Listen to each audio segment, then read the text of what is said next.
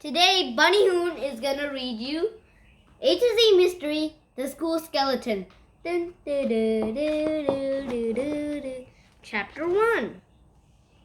Dink, would you mind passing out the math paper to everyone? Mrs. Eagle asked. Oh no, a math quiz? Josh groaned. Mrs. Eagle smiled. Yes, Josh, we have one every Monday at 10 o'clock, she said. Now, I'd like you to see bright eyes, quick minds, and sharp pencils. The kids fumbled inside their desks for pencils, and some of them formed the line at the pencil sharpener. Dink liked his teacher and his room. Everywhere he looked, he saw books, cheerful posters on the walls, and sunlight coming through the windows. Mr. Eagle had brought in a rug and some big pillows for the reading corner. That was Dink's favorite spot in the room. Dink's full name was Donald David Duncan, but when he first learned to talk, all he could say was Dink. Now that was his permanent nickname. He walked to the paper shelf, grabbed a stack, and began handing it to the other third graders. When Dink got to his friend Josh's desk, Josh grinned and whispered, Teacher's pet, teacher's pet. When Dink gets sick, he goes to the vet. Josh Pinto was tall and thin. He had red hair and liked to fall over his freckled forehead. Dink crossed his eyes at Josh, and he slid a paper onto his desk. Can I outdo? Josh asked, pulling another sheet from Dink's stack. Ouch! Dink yelped, looking at his finger. It was a thin cut and it was beginning to bleed.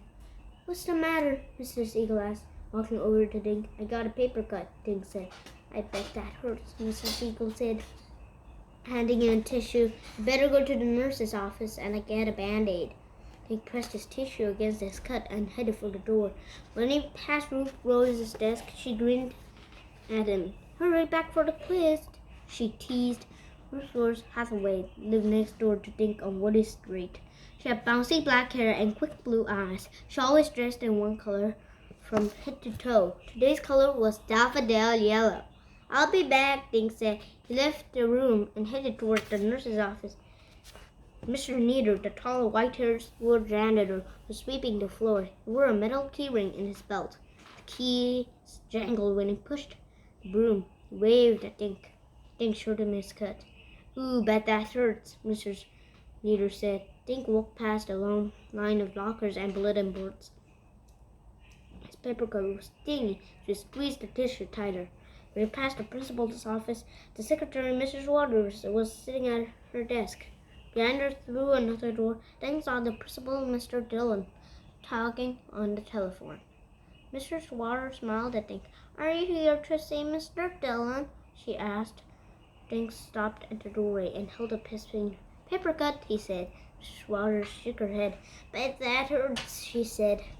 Dink nodded and hurried next door to the nurse's office. Mrs. Shosky was staring at her calendar when Dink walked in. Can you believe it's almost the end of March? She asked Dink. 82 days till summer vacation. Dink held up his finger. I got a paper cut, he said. Ooh, I bet that hurts, Miss Shosky said. I have to amputate. Dink's mouth fell open, and Miss Shosky burst out laughing. Then Dink laughed too. Come on in the back, where I keep all my torture stuff, the nurse said. She led Dink to a doorway behind her desk. Mrs. Shosky put the examining table at the middle of the room. Hop up there, please, she said as she walked over to the white cabinet. Dink sat on the table and looked around the room. Something smelled nice. They noticed a vase of flower on the table next to the closed door. Over her shoulder, Miss Shosky said, I have Batman Band-Aids, Wonder Woman Band-Aids, Bunny Rabbit Band-Aids. Your choice, kiddo. Batman, please, Dink said. He stared at the corner of the room where the school skeleton usually hung from the hook. Miss Shosky, where's Mr. Bones? The nurse had her back to Dink. Hanging in the corner where he always is. Dink stared at the empty corner. The school skeleton had been there as long as Dink could remember. Miss Shosky could bring it to each class when she told kids about eating vegetables and drinking milk makes strong bones. Holiday time, she always dressed Mr. Bones in costumes. The only thing Dink saw was a corner with a red scarf hanging on a hook. He's not there, Dink said.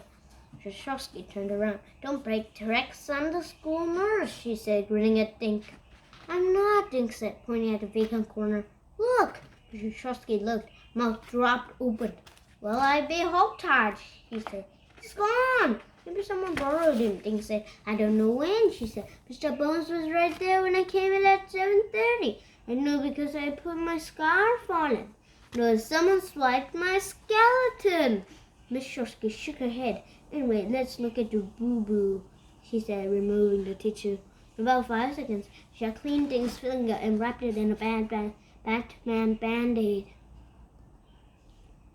Now scoot back to your class so I can tell Mr. Dillon about Mr. Bones, Miss Shosky said. She grabbed Dink's hand and dropped 2 wrapped chocolates into his palm. Thanks a lot, he said. You're welcome, she said. If you tell anyone the school nurse gave you the candy, I'll denny it. She patted Dink's shoulder and walked him to the hallway. Minding his band-aid, Dink ate one of the chocolates on his way back to class. Mr. Ziegler had a back to Dink when he walked into the classroom. Every kid's head was bent over the math quiz. The way to sit, Dink dropped the other candy into Ruth Rose's desk. Hey, what about me? Josh squeaked. Dink grinned and slipped into his seat. Bye-bye. Say bye-bye to Hootie Bunny.